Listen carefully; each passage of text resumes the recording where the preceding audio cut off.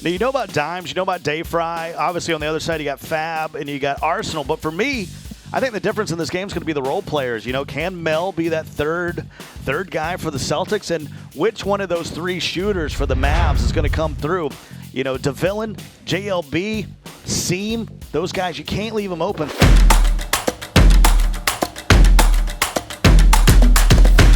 Well, let's keep it real here. It's early. It's early for some NBA 2K, and if you got some youngsters, which both these teams have, you got to wake yourself up and get going. You just got to get hyped, man. I mean, this is the opening game, and it already kind of has a big fight feel to it. You know, I know we're opening things up, but you got to come out the gate fired up. We know exactly what they're going to do. Their game plan is not going to surprise us. Nothing's going to change. We know exactly how they're going to play. So the Boston game going into it was going to be quite difficult. As we know, the Celtics were eager to beat us coming in from the first loss in the tournament, so they were coming for our throats. You know, a lot of people counting us out, being down 20. A lot of people called it a fluke game that we came back. So we had something to prove going into that game. We feel pretty confident going against playing against the Celtics. I think our play style kind of goes against what they try to do because their half-court set just relies on Arsenal scoring inside, and they can't against Dayfri. So the Boston game was definitely different. Dime started off slow, which is not like him. I think where I kind of messed up at is I came in overly aggressive. I tried to set the tone early. Didn't really work out, but my shooting guard, BallLikeSeems, he played crazy. And obviously, Seam stepped up. He had a great game when a lot of us weren't. But that game, Dime was scoring, somebody had to step up, and it just happened to be me that game. Confidence is key, so just them believing in me just helped me a lot.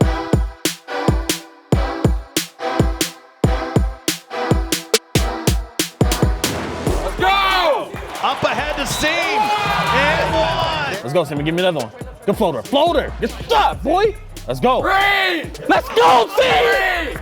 Seam, you're killing right now. That's why you're the best shooting guard. I realized once I had 15 and a half, I said, this is my game now. Like, I'm gonna take over this game. We're gonna win. I'm not letting us lose. I said that mid-game. I said, we're not losing this game. They were up 10 at that point, I believe. I just said, we're not losing, and we delivered as a team.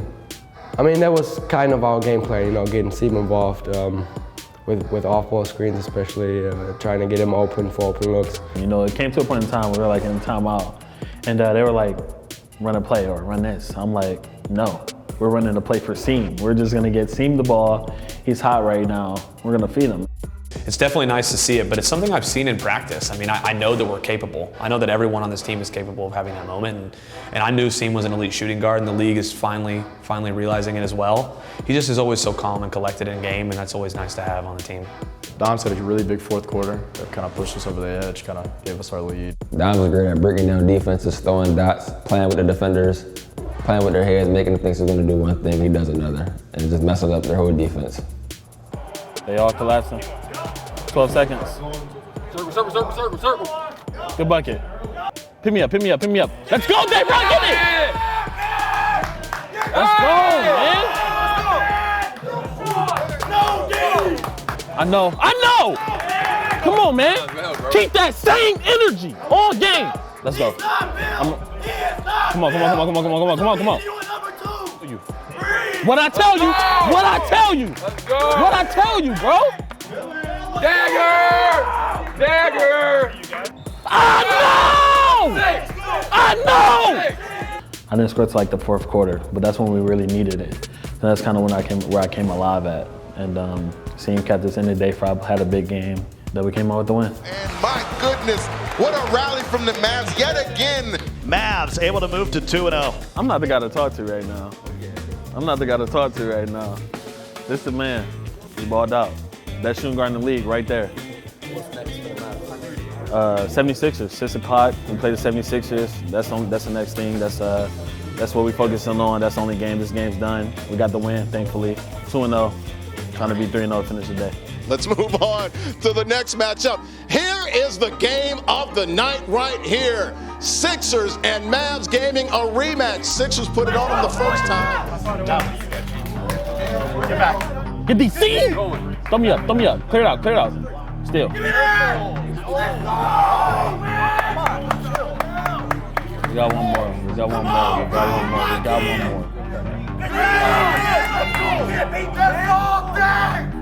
Let's go! on, Dayfri, get up! Let's go! Come on, open up the gates, let's go! I mean, I think we played a lot better this time. I think we could have won, but they made a lot of big shots. We have seen ourselves at our best, and we've seen ourselves at our worst. Just so happened to be against them twice. That'll wrap it. 10-point win for the 76ers Gaming Club. Mavs will drop to 2-1. 76ers will move to 2-0. And what the game comes down to is rebounds. They rebounded the ball way better than we did. And what hurts is that it was offensive rebounds. So they get offensive rebound. We think we have the rebound, so the guards, me and Seam, we're running. You know, we're trying to get a fast break, trying to get an easy bucket. They get the offensive rebound, they can't get to a lot of the three. That hurts. I got to play better myself. They cannot rebound us 20-10. I've already watched that game 4 times already. It's a huge momentum swing, you know, when we get a stop and we're grinding on defense and then we just don't get the rebound and they get a triple off of it. It's a huge swing of momentum, and the game definitely is momentum based, and you know, we just got to control the glass and we would have that game. So early in the season, we faced one of the best teams, and learning from that is what will make us a better team.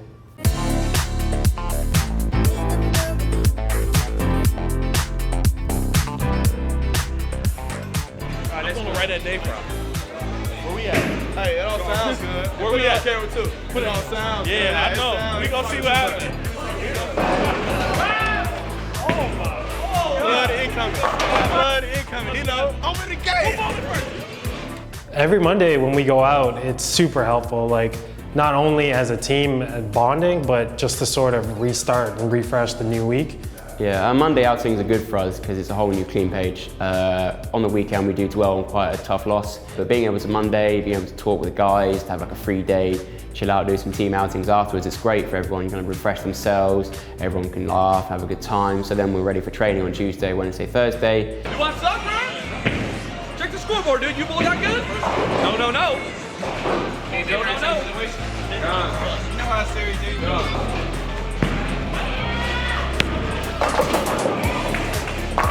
Oh, that's a new tactic. Oh yeah. Oh yeah. Harry already outscored his minutes. Our Monday night outings are important for the team. We a lot of times just don't have days off. You know, we don't have a bye week during the season. We don't have any breaks.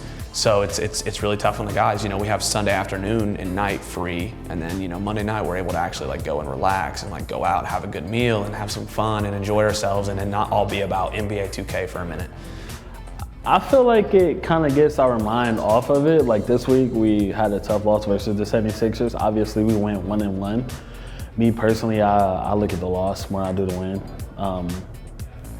I hate losing more than I like winning, so that kind of sticks with me, but it just fuels me more, and I feel bad for the Heat next week, so. This week we're preparing for the Heat, watching film. The main thing we want to do is capitalize on their mistakes, because that's how you win games, capitalize on other people's mistakes. We want to work on some new things ourselves, watch film, and just go out there and execute.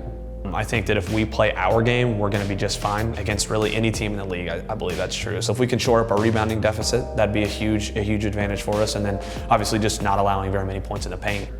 The Heat are a good team, and obviously we played them before, but it's different this time. Both teams have more chemistry. Both teams are coming into sort of what they're all about as a team.